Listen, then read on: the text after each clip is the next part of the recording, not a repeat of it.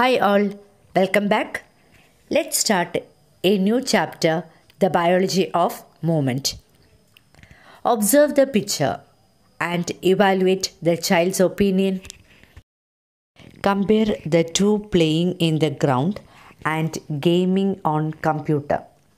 What are the benefits of playing in the playground? Yes, it increases blood circulation, strengthen muscles, eliminate waste from the body. Let's have a look at the importance of exercise. Exercise increases blood circulation throughout the body. Cardiac muscles becomes strong. Exchange of respiratory gases becomes more effective. Vital capacity increases. Stored fat is broken down and thereby obesity is reduced. Sweats more, so more waste is eliminated through sweat. More capillaries are formed in muscles. Increases the efficiency of muscles. Body movements are enabled by muscles. It is classified into two. One is a voluntary movement and another one is a involuntary movement. The movements which can be controlled by our will are called voluntary movements. For example, walking, jumping, etc. The movements which cannot be controlled by our will are called involuntary movements. For example, heartbeat, digestion, breathing, etc. Our body is made up of different types of muscles, such as skeletal muscles or striated muscles, smooth muscles or non-striated muscles, and third one is the cardiac muscles. Let's learn one by one. First one, skeletal muscle. Skeletal muscle is also known as striated muscles, which is seen attached to bones, and it has cylindrical in shape. Dark and light striations are seen, and it makes the voluntary movements possible. Second one is the smooth muscles or non-striated muscles. Smooth muscles are seen in the internal organs like stomach, small intestine, and in blood vessels. It has spindle shape. No striations are found, and it makes involuntary movements possible. Last one is the cardiac muscles. It is seen on the walls of the heart. Branched cells are there, and here striations are seen, and it makes the involuntary movements possible.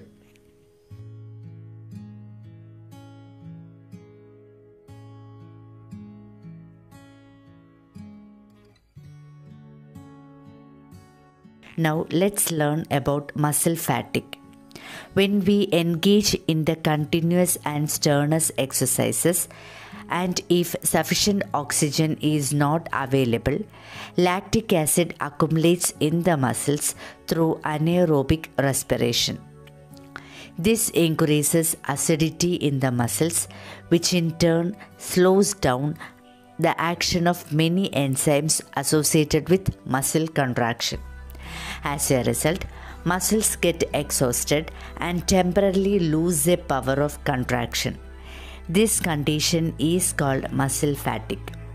On taking rest, the lactic acid is dispelled from the muscles and they regain their capacity for contraction.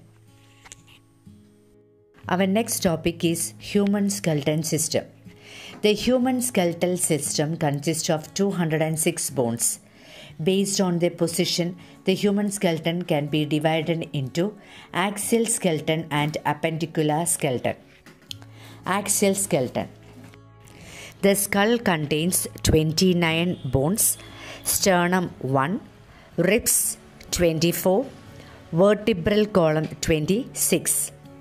Appendicular skeleton consists of pectoral girdle 4, bones in forelimb 60, pelvic girdle 2, bones in hind limb 60. Students, write this activity in your notebook, which is very important. Our next topic is the movement of muscles in forelimb. There are two types of muscles in the hand. One is the flexor muscle and another one is the extensor muscle. When we fold the hand, the flexor muscles will contract and extensor muscle relaxes. When we stretch the hand, the flexor muscles will relax and extensor muscle will contract. When one muscle of the pair contract, the other relaxes. Such pair of muscle is known as antagonistic muscles. The contraction of such antagonistic muscles working in opposite direction form the basis of most of the body part.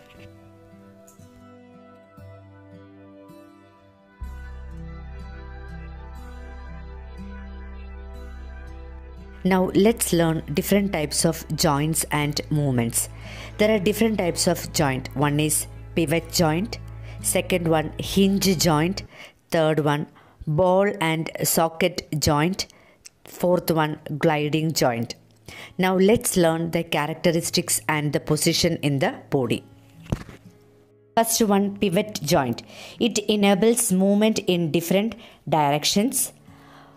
Position in the body is, it is point where the first vertebra joins the skull. Second one, hinge joint. It enables movement in one direction along like a hinge. Example, knee and elbow joints. Third one, ball and socket joint. One of the bones forms a cup-like socket into which fits the ball-like head of the other bone, and it allows movement in all directions. And it is seen in the shoulder joint and hip joint. Last one, gliding joint. One bone glides slightly over the fat surface of the other, and it enables less movement.